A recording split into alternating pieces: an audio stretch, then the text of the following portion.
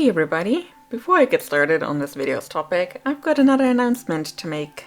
With convention season almost over, I finally listed new prints and stickers on my shop. This was in part 2 years overdue, but here we are. If you've been enjoying the art in the background of these videos and what I've posted in shorts, you might want to check out what the store is currently carrying. I know, specifically with the US tariff situation, things are a bit shaky, so if you can't afford to lose any extra money or any surprise charges, don't order right now. We will figure something out in the long run. But you're here for the video, so let's get back on topic. I've got a more cheerful topic for you this time around. Exploding brains. And not literally, but close enough. Cause there are so many stories in there, it's starting to look like one of those bad phone game commercials in my brain. So let's get some tea and talk about it.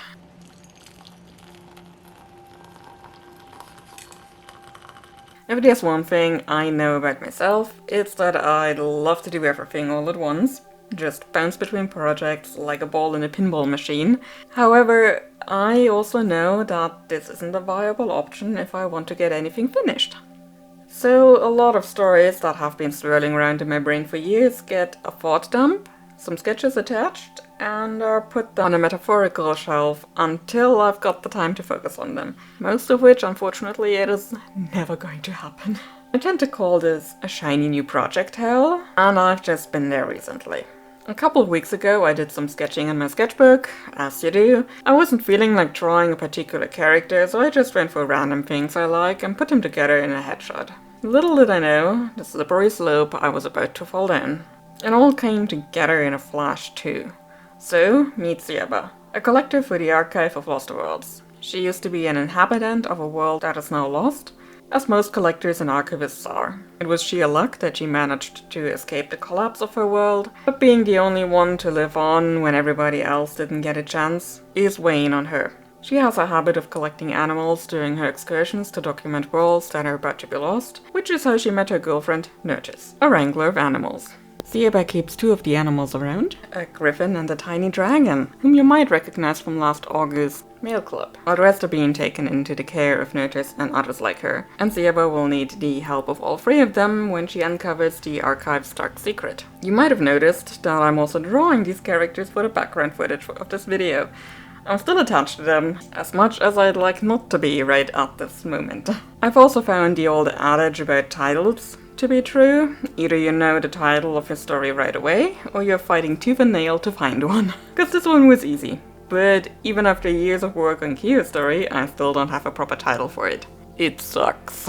This story took over my life for a handful of days. I wrote down as many notes as possible, made a lot of sketches, and just let everything out in order to make space in my brain again. Because as much as I love the concept, this isn't the time to jump into it fully. It'll have some good company on the stories to tell shelf. There are many on there, most of them positively ancient by now, and I might have outgrown them a long time ago, if I'm being honest. Still, I keep them there in case I eventually run out of ideas, which is a real fear of mine. There was a time when I was neck deep in my webcomic days that I thought I might never have a new story to tell. And the best stories I could draw from in the future would be the snippets of ideas from my late teens. The world seriously felt dry at times. I still had the plans for Kyo's story, which I'm currently actively working on, but after that, I didn't dare look that far ahead, cause there wasn't anything there for me. Yet. Until the spark for Archive of Lost Worlds entered my brain, I still kind of thought there wouldn't be anything new for me after Kyo's story. I didn't actively dwell on that, I'm far too busy for that, but that doesn't mean it wasn't hanging over me like a sword of Damocles. So, what happens when one runs out of ideas? How could one get themselves new ideas? Is there a dealership for used ideas somewhere in your area? Maybe don't use that one. What are ideas anyway? Prepare for a side quest. Going off Wikipedia, ideas are, at the most basic level, a result of thought. They are mental representational images of some object. Now, how to transfer that mental image into existence? That's work. Damn it. From the etymology, they literally mean form or pattern, which makes sense. Humans are pretty good at pattern recognition and extrapolating from existing patterns. Whether that means we stay consistent or stray from the obvious path, both lead somewhere. Some consider them to be a fundamental category of being, since the capacity to create and understand the meaning of ideas is an essential and defining feature of human beings. Well, AI could never. Ideas arrive in a reflexive and spontaneous manner, not even necessarily while thinking about stuff. I guess those middle-of-the-night world-changing ideas are the final form of that. Original ideas can lead to innovation, and have done that for many centuries, if not millennia. In my case, that would be new stories and illustrations. For others, it might be actually world-changing. So I guess one can't really run out of ideas. That would mean ceasing to be human, or ceasing to be alive at the very least. I wouldn't discredit an animal's capacity for ideas. I mean, my cats sometimes paint the floor with their poop. That has to mean something. What I will categorically deny is that AI has ideas. That stuff is a glorified random number generator within certain parameters. Only that those numbers correspond with a piece of stolen data from an executed idea. Speaking of executing ideas... No, not that kind of execution, but close. Ideas themselves aren't falling under copyright law. You have to do something with them, execute them in some shape or form to claim intellectual property.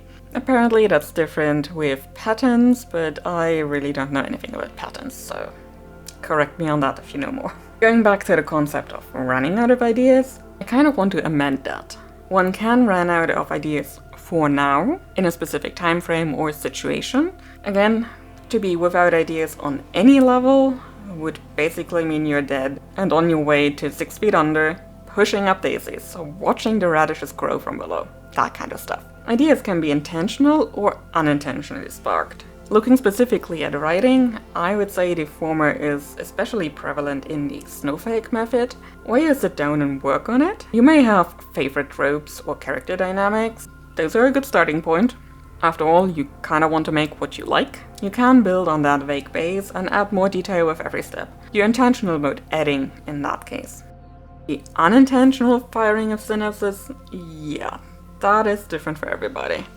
For some it is an image flashing before their eyes while they listen to music. It may even expand to a whole choreography of your favorite characters to that music, whether the lyrics fit or not. It may be shapes in your bathroom tiles, some random quote on your timeline, the way the trees change shape in the wind, a particularly funny looking cloud, the absence of distractions that finally breaks the dam and floods your brain with ideas. You can also just find it in the mundane things while you're cooking or baking, or cleaning your flat or house or wherever you live. I find something you can rarely go wrong with is to go out into nature and just observe. Invent funny dialogue for birds twittering at each other. Ruminate on things the oldest of trees in the forest might have witnessed in their lifetime so far. I'd say observing humans and their natural habitat counts as well. Go to cafes or malls and just look at people in a non-creepy way. The question is, how does one handle the sparks in order for them to turn into a fire? I'll mostly speak from my experience here, but it is very simple. Act on them. Not every idea is good, but writing it down somewhere will help you down the line at some point. Because even a bad or incomplete idea can turn into a good idea down the line. When there's an idea for a story forming in your head, write it down. Draw the characters, let them interact and develop some base traits at the very least. Let the world form and take shape. The important thing is to dump all of these connections and ideas into an easily accessible place so you can add to them later on and you can find them again. I personally keep all my story-related documents in a stories folder on my PC. There are some finished projects in there, and some that are still in various stages of development. I also recommend labeling your files with dates to give a clear trajectory early on. I generally recommend this. It is also helpful to see your own progress throughout the years. Definitely helps with motivation when you can see how far you've come already. Speaking as an artist, that is very helpful. Now, acting on ideas is something not everybody has access to 24/7. Work, be that at a job or as a homemaker, is always plentiful and comes with certain expectations. And the moment texting yourself, sending yourself an email, or writing it down in a notebook you can carry around easily helps to preserve the vague idea so you can act on them later in an appropriate moment.